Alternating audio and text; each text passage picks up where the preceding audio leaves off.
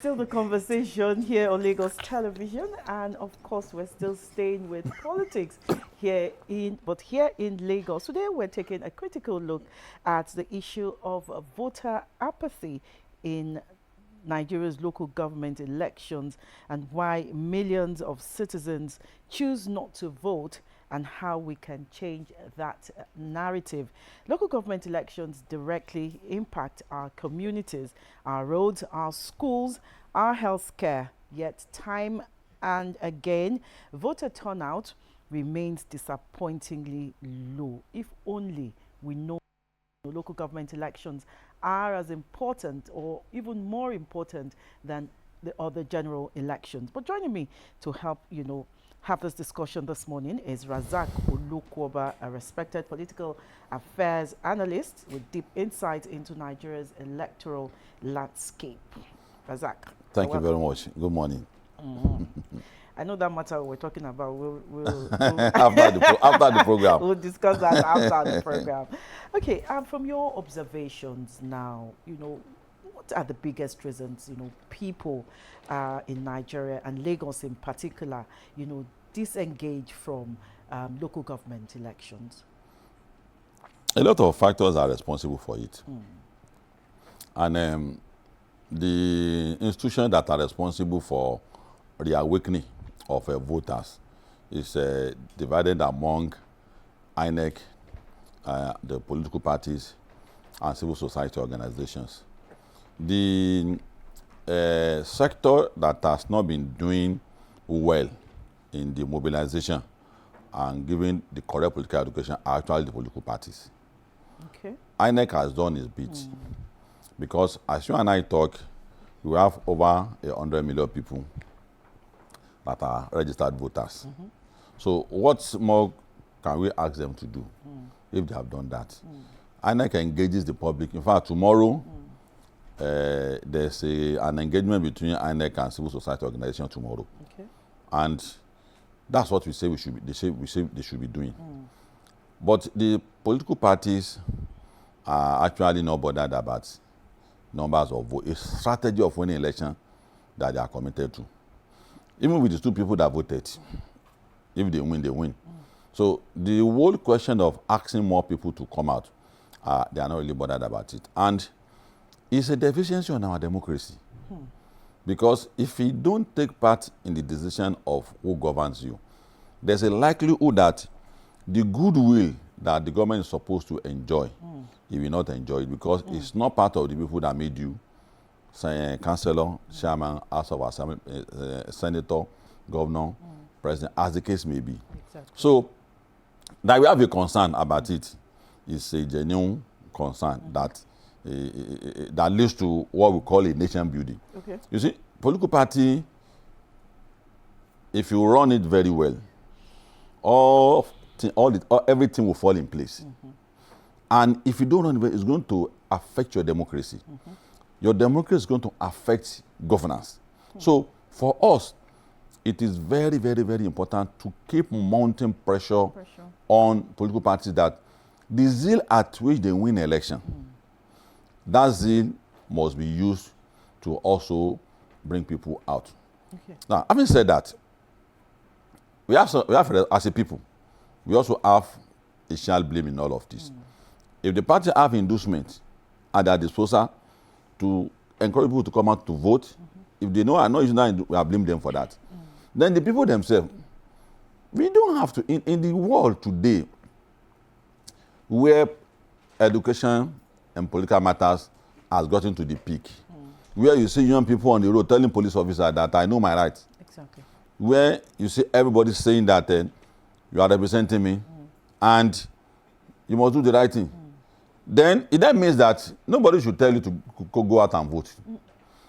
I take part in election monitoring and we'll be doing that since the return of democracy in 1999. It's always a sad case when I see young people on the day of election playing bets. Of football. Yes, football, bet. The last election that had, excuse me, that brought in the president. Sorry, excuse me.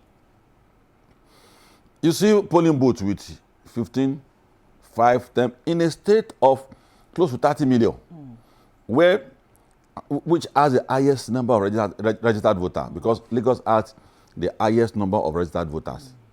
You see 15, 10, 20 people, except some consciously, politically conscious area, where certain group feel that they want to take the seat here. That's like Isolo or Omeda, you will see Igbo people coming out there en mass. Except such areas. In fact, what saddens me that day was that I got to a place and I saw about 210 people, because I counted. So I was happy. I wanted to go. I never knew they were expecting the result of one bet. That's why they gathered. I thought it was a polling booth. So it's not a good thing for our democracy. And as long as we don't do that, it's going to impact on governance. Because there's an umbilical cord that links participation to good governance. If, for instance, 72 million, 7,500 million took part in the last election of the president, if you know that he's toying with the mandate of 100 people, but if it's just 7 million people, he knows that he won't be careless with it, of course, but he will be more careful when more people participate in voting, that people came out to vote for me. I can't continue to waste their time. I must do the appropriate thing. So there's a relationship between good governance and coming out to vote. It's not just the symbolism of coming out to vote that we are talking about. We are also talking about the psychology of the people in office. The councillor, the governor, the psychology. It's going to impact on their psychology. The need to listen to what the people say. But if it is just 8 million people that voted for me, as against 250 million people, we know that yes, your view is important. But you're just still talking about the people now, and you know the cases of the scenarios you have painted now. Would you say that, you know, for the people not, you know, coming out to vote, is it about distrust in the system or lack of awareness or education about the elections? Because ahead of this local government elections we're having on Saturday here in Lagos, many people I have spoken to have told me that, oh, they didn't know. They didn't even know that they can't go out on, they won't be able to go out on Saturday. So where is this break coming from? Is it lack of awareness or education, or is it just distrust in the whole system? Well, I've taken part in many conferences, and we are fond of building excuse for people not doing the right thing. You see, you are supposed to. The people must play their role in good governance, and every time it's about the people. Some people. It should always be about the people. No, everything's about the people to play their role. Oh, okay. If everything's about the people to play their role. Some people always find a defense for the people, and I said no. There's no nation that will ever get it right. If the system is doing you put out the right system in place, the right person in government, then the people are not doing the right thing. There's a deficiency there. In our own case, we push our leadership to do the right thing. The system has its own challenge. The people must be upcoming. So in this case, Nigeria didn't have any problem that the rest of the world didn't have. None. If it is lack of trust for government, all over the world, people don't trust their government. Give me an example of people who say the government will speak. And it's all over the world. It's a universal challenge. So it is not a replacement for your vote. So the more reason why you must go and vote is the mistrust you have.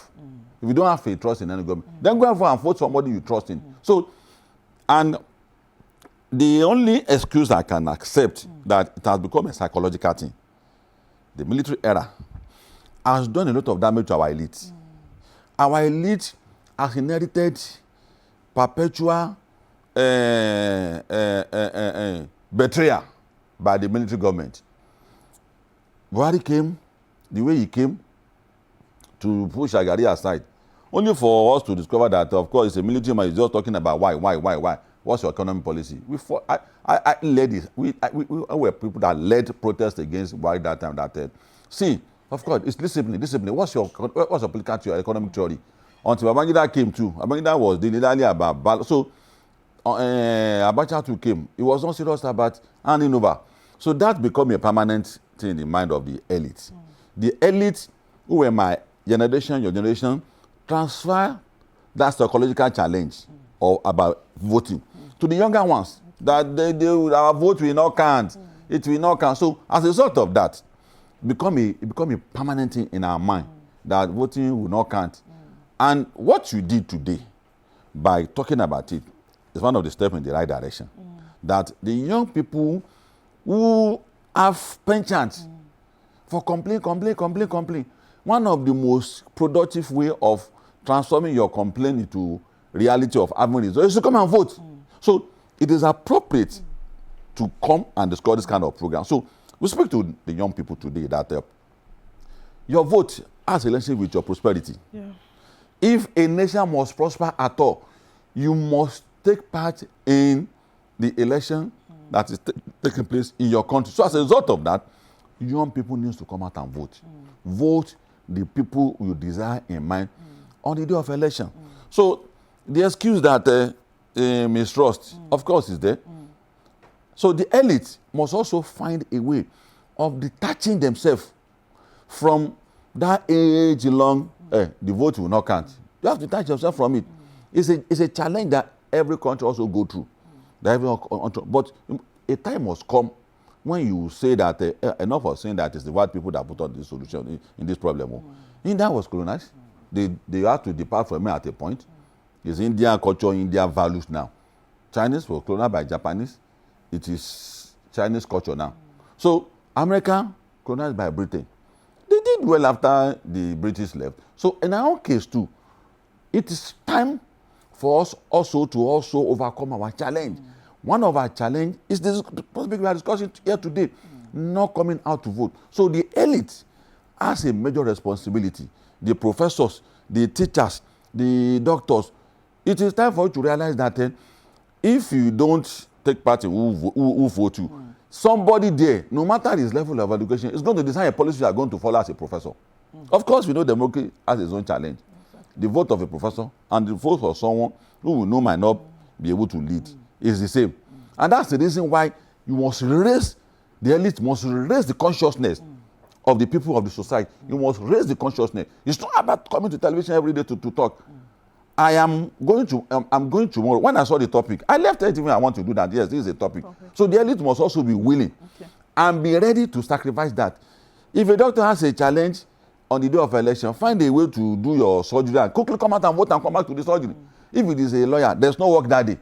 If it is whoever that it is that day on the day of election, don't use that day to go and gather movie you are going to watch on Netflix. It is a day that your faith must be decided. So that's a sound responsibility. The first one is it starts with the political parties. Political parties are the greatest beneficiary of election. So, and that, it then means that we have to begin to talk to them that your exercise, what you are involved in, if as we are sisters now, if I'm mismanaging my life, you must talk, because when the problem comes, I will call your name. Exactly. So any direction I'm going that is not a direction, you better call me. So political party too, because what they are doing, the end result is that they will end up becoming governor, president. So the way they run their political party, we have to talk if they are not running it very well. So the political parties are not doing well in terms of education, in terms of orientation, in terms of strategy to win election, not only to win election, but also to bring people out to vote. You go to all nooks and crannies, you win the election, even if it's 10 people, 2 people will vote and you win.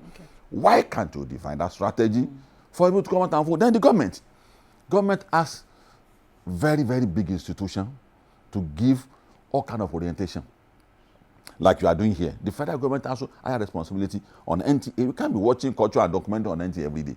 Talk about, make it a conscious thing that your vote is important. National orientation must play its own role. Ministry of Information must play its own. In fact, every agency in the country, either it is energy, either it's economy, either it's health, you must have a way of linking health to your vote. That if you want this good thing to continue, vote us back in power. If it is security, the security we are providing for you now, if you want it to continue, your ballot is important to us. So government has a responsibility to play. Then the people, I want the next to come like the people. We are the final result because we are actually the supervisor of the people in government. Don't pamper yourself. Hey, I will not come and vote. You are doing yourself in.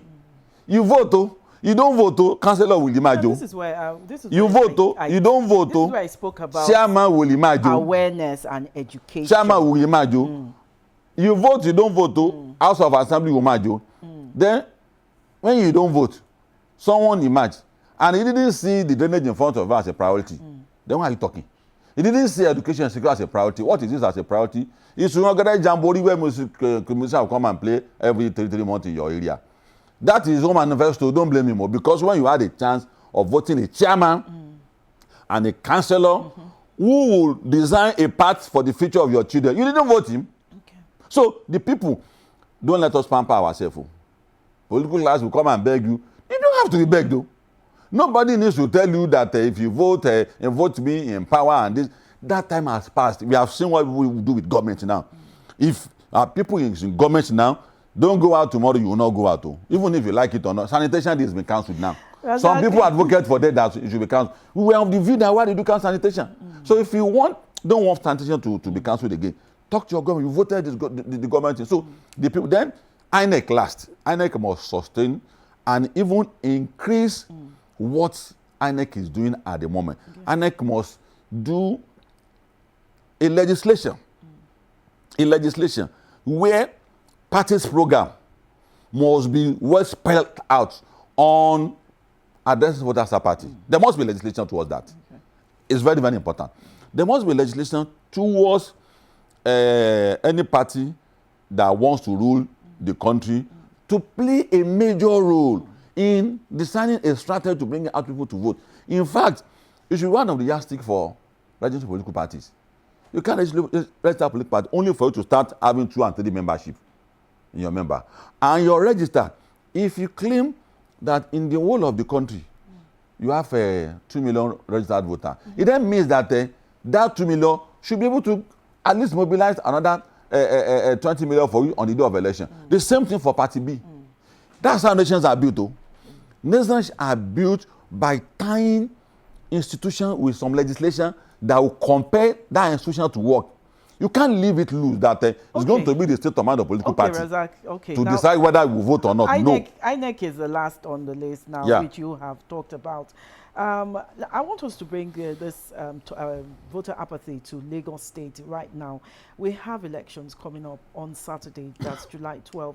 And up till today, I've only seen, or you are here to tell me and tell the viewers that I've only seen candidates of one party. Whose responsibility is it for us to also hear about other parties? And also, why are residents or Lagosians, more interested? Okay, let me put it as Nigerians, more interested in general elections more than the local government elections, which is more important to them? Now, 2 questions now. First, where are the opposition? Yes, where are they? It's because that has nothing to do with that party. Okay. It's because opposition sometimes they will say they only see a particular party. Because of that, they are not voting. They don't have a choice. That means the opposition is irresponsible. They are politically irresponsible. Okay. Because if you have your own manifesto, I have my own manifesto, and election is coming, it is an opportunity for you to come and showcase your program again. That my own program for the people is this. But because even if we know that you're not going to win that election, sometimes somebody will remember your manifesto. This particular manifesto, even if it's on security, that my own idea of security in Lagos is this, or in Nigeria is this. Somebody will remember it that day. But because political class in Nigeria are reckless about doing opposition. Look at the center now. PDP is in shambles. It's what comes down to the state level now. So let's conclude by saying that, before I go to your next question, that opposition is totally irresponsible in Nigeria. What they know how to do is, what their own aspiration is just how to get to power. Okay. If you look at what is happening to them now, they leave from one party to come and join the other party, from one party. That's not how to run a nation. You can't be running a political party like that. Now, that's that. And that's my own view about that. That opposition is irresponsible. Then, when in Lagos particularly, Lagos have very conscious political atmosphere. We are the most conscious in the country. And that is why it's so disappointing when you now see that small number of people coming out to vote. For the purpose of symbolism, it is important for us to come out and vote, even if the party, the candidate does not have an opposition, for the purpose of symbolism. And on moral issue, on moral grant, that my vote took you to power. Because if anybody boycott the election and nobody vote, that means there's going to be a vacuum. Election will not be counted. But the fact that you also took part in voting someone in, that symbolism will boost your morale. That I put you in power, I put you in government. It's wrong when you didn't vote on the day of election. In fact, it's deficiency of integrity. When you know you don't vote, you say, I'm part of that put. You didn't vote that day. And elite are fond of doing that. So in Lagos today, we need to demonstrate that. There's the opposition, there's no opposition, we must come out to vote. But let's be careful. I hear rumors. We might be thinking that people are not coming out to vote. That might not be correct. I hear certain rumors growing in the last 72 hours that people are getting galvanized. People are getting galvanized. And they may want to spring a surprise on the day of election. It happens in the last election. So for party that seems to be more popular now, which is APC, be careful. Be careful. Be very, very careful. Don't be selling this idea that there's no opposition. That was what happened in the presidential election. And that I tell you to the leaders of APC, all of them need to be very careful. Tell your voters, your members to do the needful. What you have been doing to win Lagos all this while, don't stop. In fact, you have to increase it. Every sector must be galvanized. Everywhere must be mobilized. Okay. And for opposition too, it's good for the health of our democracy for opposition to come on board. It's good for us. Look at Lagos today. You do something in the paper today. Someone who is not doing that, the next is addressed. So it's good for us that the last man is doing this, the next is addressed. And the Lagos government is the most attentive government in the whole of Nigeria. Something in social media. I've seen more than 100 things in some other states, not addressed up to today. It's on social media up to today. Issue that if in Lagos 24 hours to be addressed, it's still there today. And that's the importance of opposition. So when it comes to voting, we must see that spirit of the political consciousness. You see, the time of election is a time of availability, of variety. Someone is of the view that when I get there, I will do A, B, C, D for you, like a man with many wives. If I want to eat your food, it must be delicious. I knew you were going to bring that. No. I'm just that's what we are. We are the shooter. The voters are actually the husband. So if you want me, it's delicious. There must be variety of things that you want to offer me. So if there are those varieties, it makes citizens happy that only me, Party A, is saying this, that is going to do this for me. This one is going to do for my children.